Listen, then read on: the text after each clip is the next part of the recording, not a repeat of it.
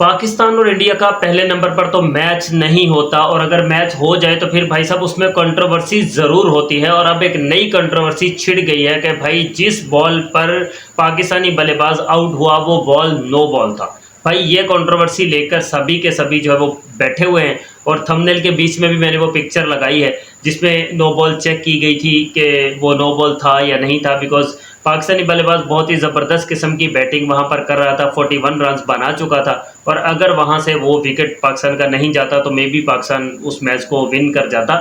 लेकिन उस कंट्रोवर्सी को लेकर सभी बातें कर रहे हैं, खास तौर पर पाकिस्तानी कह रहे हैं कि भाई इंडिया ने और अंपायर्स ने मिलकर बेईमानी की है और ये नो बॉल था बट नहीं दिया गया।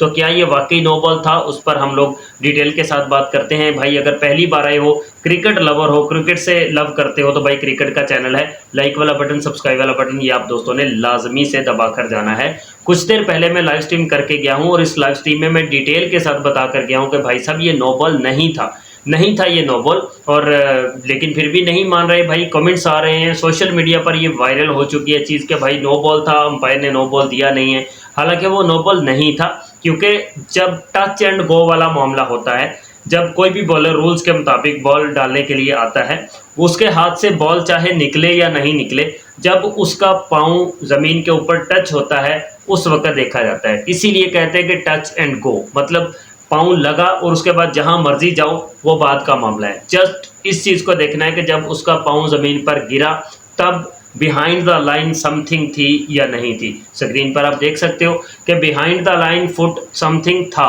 और फिर उसके बाद जब पाँव गिरा है, गिरकर फिर आगे स्लिप होकर चला गया, तो उसके बाद कुछ नहीं कहा जा सकता, बट टच एंड गो वाला मामला होता है। तो इस हिसाब से आईसीसी के रूल्स के मुताबिक ये नो बॉल नहीं था। लेकिन आपको पता है इंडिया वर्सेस पाकिस्तान का मैच हो, जिस तरह से मैच के बीच में एक दो बार गर्मा गर्मी भी हुई प्लेयर्स के बीच में, तो जब पाकिस्तान और इंडिया का मामला हो, इतना हीटेड मैच हो, इतना गर्मा गर्मी वाला माहौल हो, तो फिर भाई उसके बीच में ऐसी चीज़ें भी आती ही रहती हैं। सो पाकिस्तानी फैंस वो उस चीज़ को नहीं भूले हैं अभी तक के जो 2022 के T20 वर्ल्ड कप में हुआ था, और वहाँ पर वो नो बॉल करार दिया गया था नवाज़ का।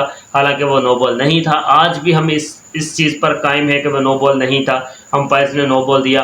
फिर उसके बाद नो बॉल पर क्लीन बोल्ड हुए विराट कोहली, और फिर वहाँ पर फिर से भागकर 2-3 रन निकाल लिए। हालांकि जब आउट हो गए थे तो बॉल डेड होता है, लेकिन वहाँ पर भी अंपायर्स ने रन दे दिए टीम इंडिया को। That was very unfair cricket. और अब उस चीज़ को लेकर पाकिस्तानी गुस्सा निकालने की कोशिश कर रहे कि ये नो बॉल था, बट अगर रूल्स के मुताबिक देखा जाए तो ये नो बॉल नहीं था।